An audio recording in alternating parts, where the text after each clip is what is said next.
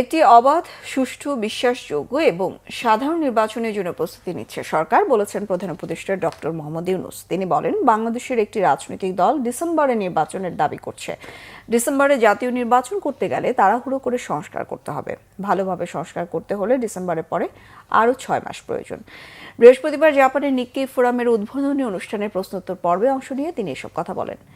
বিচার, সংস্কার ও নির্বাচন তিনটি এই সরকারের প্রধান কাজ উল্লেখ করে ডক্টর ইউনূস বলেন, তিনি কোনো রাজনীতিবিদ নন, তার কোনো রাজনৈতিক অভিলাষ নেই। নির্বাচিত প্রতিনিধির কাছে তিনি ক্ষমতা হস্তান্তর করতে চান। ডক্টর মোহাম্মদ ইউনূস আরও বলেন, সরকার ডিসেম্বরে নির্বাচন করতে চায়, তবে রাজনৈতিক দলগুলো যদি বেশি সংস্কার চায় তাহলে সর্বোচ্চ আগামী জুনের মধ্যে নির্বাচন অনুষ্ঠিত হবে। এদিকে গণতন্ত্রের মসৃণ রূপান্তরের লক্ষ্যে বাংলাদেশ একটি অবাধ, সুষ্ঠু ও বিশ্বাসযোগ্য সাধারণ নির্বাচনের প্রস্তুতি নিচ্ছে বলে জানিয়েছেন অধ্যাপক ডক্টর মোহাম্মদ ইউনূস। নিক্কেই সম্মেলনে দেয়া বক্তব্যে তিনি এসব কথা বলেন।